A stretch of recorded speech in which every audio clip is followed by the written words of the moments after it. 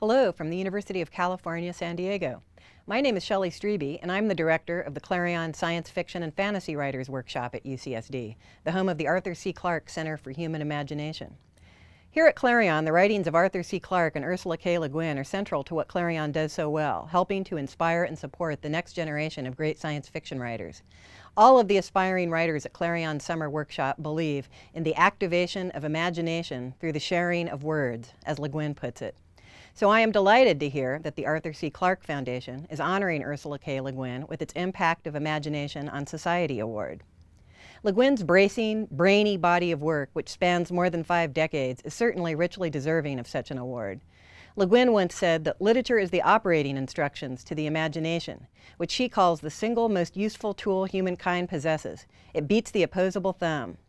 Her prolific imagination is evident in the multiple forms of literature she writes, as well as in the heterogeneity of the alternate worlds and futures that she imagines. Le Guin is perhaps most famous for the Hainish cycle novels, in which she imagines a future history spanning more than 2,000 years.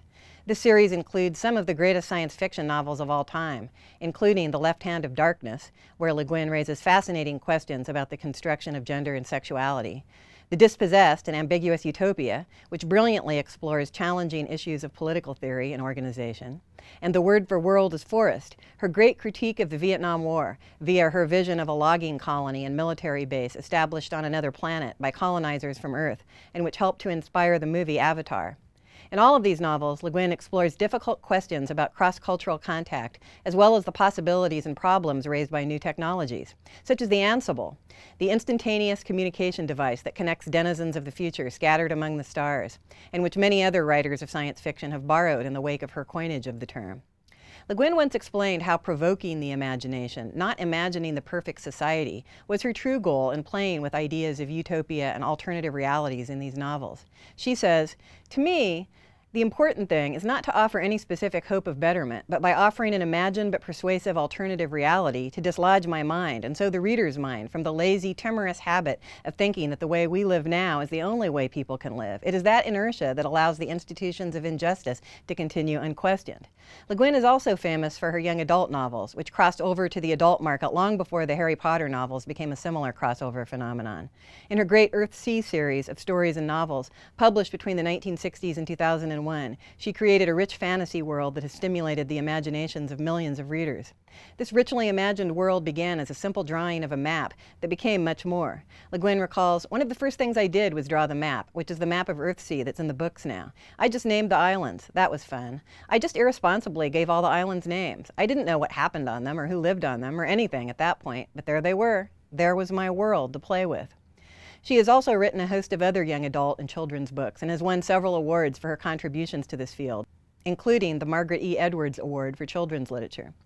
In explaining why they gave this award to Le Guin, the panel said that she has inspired 4 generations of young adults to read beautifully constructed language, visit fantasy worlds that inform them about their own lives, and think about ideas that are neither easy nor inconsequential. She also inspires readers to think hard about ideas that are neither easy nor inconsequential and other writings that are harder to classify, such as The Lathe of Heaven, about a man whose dreams create new realities, many of them nightmarish, or Always Coming Home, another text with a richly imagined world, this one inhabited by the Kesh people, who live in a far future Northern California, and whose culture recalls those of the California Indians Le Guin's famous anthropologist father, Arthur Kroeber, studied. Or Lavinia, a kind of alternate history of the founding of Rome, written from the perspective of Aeneas's wife, who is given no lines in Virgil's epic poem. Le Guin has also written over 100 influential short stories, such as The Ones Who Walk Away from Omelas, a parable about the cost of the good life, about a utopian city in which a small child is imprisoned in a cellar as the sacrifice necessary for the happiness of its population. Did I mention poetry? She has published several volumes of it. And critical essays? She has won awards for that too, along with the National Book Award, 5 Hugo Awards, 5 Nebula Awards, the Kafka Prize, a Pushcart Prize, the Harold D. Versailles Award of the American Academy and Institute of Arts and Letters, 19 Locus Awards, and many more. Le Guin writes about the imagination quite often in her nonfiction essays, fiercely defending it against its reduction to business vocabularies of profit-making. She says, "In the marketplace, the word creativity has come to mean the generation of ideas applicable to practical strategies to make larger profits. This reduction has gone on so long that the word creative can hardly be degraded further. I don't use it anymore, yielding it to capitalists and academics to abuse as they like, but they can't have imagination. Imagination is not a means of making money. It has no place in the vocabulary of profit making. It is not a weapon. Clarifying her own very different investments in the imagination, Le Guin writes, "The exercise of the imagination is dangerous to those who profit from the way things are because it has the power to show that the way things are is not permanent, not universal, not necessary. We will not know our own injustice if we cannot imagine justice. We will not be free if we cannot imagine freedom."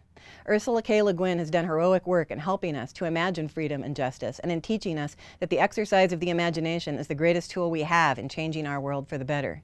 She is the most appropriate Impact of the Imagination on Society Award recipient that I can imagine, and it is an honor for me to share her story. Thank you.